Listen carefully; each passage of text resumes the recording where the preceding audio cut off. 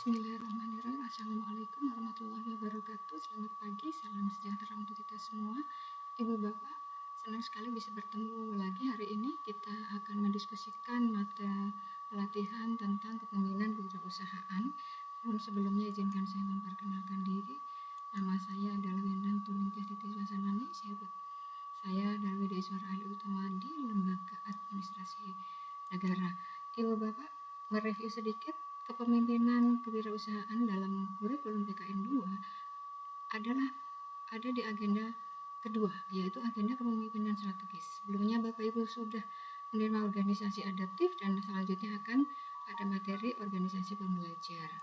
Ibu Bapak, apa sebenarnya tujuan dari mata pelatihan kepemimpinan kewirausahaan?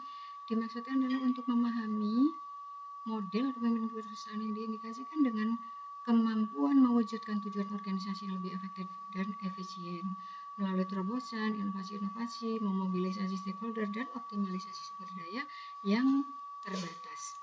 Kita akan membagi ke dalam 3 kelompok. Untuk bagian yang pertama ini akan kita diskusikan adalah bagian 1 dan kedua.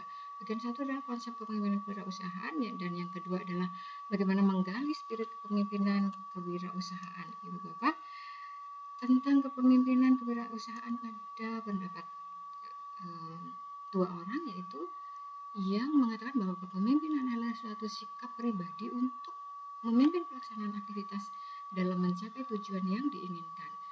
Kemudian apa itu entrepreneur? Adalah orang yang mempunyai kemampuan melihat dan menilai kesempatan bisnis, mengumpulkan sumber daya yang ada yang dibutuhkan untuk diambil manfaatnya, untuk kemudian dikelola dan kemudian diarahkan untuk agar dia tepat guna semaksimal mungkin untuk memastikan kesuksesan bersama. Nah, lalu kalau kita satukan kepemimpinan kewirausahaan itu ada 2 juga pendapat dari Harrison.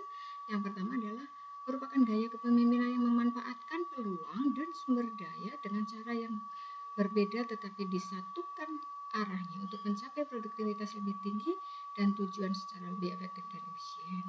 Lalu pandangan yang berikutnya dari Georgina, entrepreneurial leadership adalah kemampuan mengorganisir sekelompok orang untuk mencapai tujuan bersama dengan menggunakan perilaku proaktif kewirausahaan yang mengoptimalkan risiko, berinovasi untuk memanfaatkan peluang, mengambil tanggung jawab pribadi dalam mengelola perubahan lingkungan yang dinamis untuk kepentingan organisasi. Nah, jika boleh kita simpulkan, maka kepemimpinan kewirausahaan adalah kemampuan mengorganisir sekelompok orang untuk mencapai tujuan bersama secara proaktif dengan mengoptimalkan risiko, memanfaatkan peluang, dan mengelola sumber daya dengan cara yang inovatif dalam mengelola perubahan lingkungan yang dinamis untuk kepentingan organisasi yang mengupayakan pencapaian produktivitas lebih tinggi dengan tujuan secara lebih efektif dan efisien dapat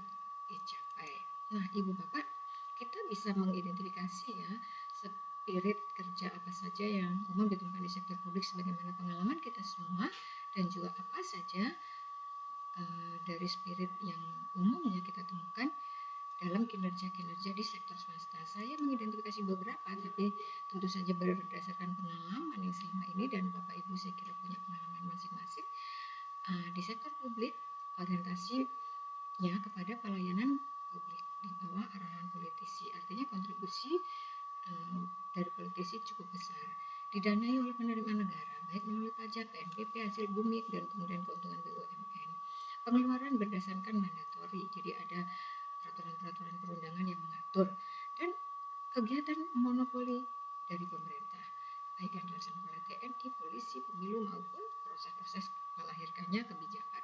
Sementara untuk private sector, ini umumnya memang berorientasi pada profit dan di bawah arahan para pemilik saham, didanai oleh profit atau sumber-sumber lain yang disepakati oleh para pemilik saham, dan selalu juga mendengar komplain atau saran-saran, usulan-usulan dari customer, memperhatikan pasar bebas. Ini satu pengalaman. Bapak Ibu bisa juga mengidentifikasi masing-masing domain sektor publik dan sektor swasta sesuai dengan pengalaman masing-masing.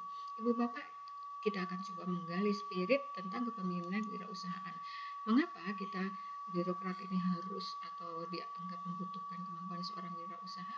Karena ternyata dari hasil penelitian 90% dari pekerjaan di dunia itu diciptakan oleh pengusaha.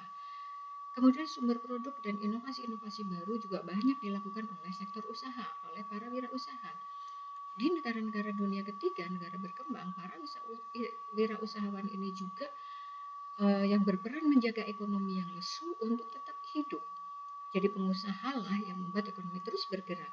Tidak hanya intervensi dari bank sentral, tetapi peran dari para pelaku usaha. Nah, itulah yang akhirnya transfer spirit dari wirausaha itu sangat diperlukan untuk birokrat. Tapi kita boleh lihat gambaran posisi kualitas entrepreneurship Indonesia di tingkat global. Untuk tingkat ASEAN saja, ini kita ada di peringkat 7 dari 10 negara. Artinya kita kalah dengan Vietnam, Filipina, Thailand, Malaysia, Brunei, dan juga Singapura. Ini suatu tantangan yang harus kita hadapi. Dan di tingkat dunia kita berada pada ranking 94 dengan perolehan skor 2017 21,1, di 2018 turun sedikit menjadi 21,0. Nah, 6 megatrend di 2030 juga harus kita antisipasi.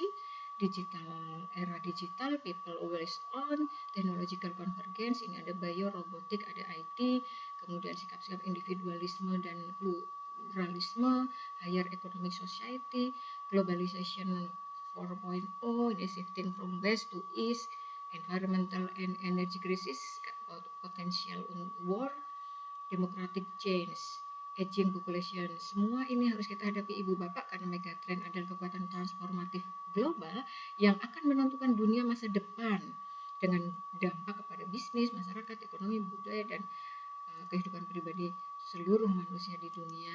Nah, ada jenis pekerjaan baru di masa depan yang akan muncul seiring dengan era industri 4.0 dan juga era digitalisasi 2.0. Sejumlah pekerjaan akan hilang. Pekerjaan tersebut akan digantikan oleh mesin, algoritma, dan artificial intelligence. Ini yang kemudian harus kita siasati, harus kita sikapi.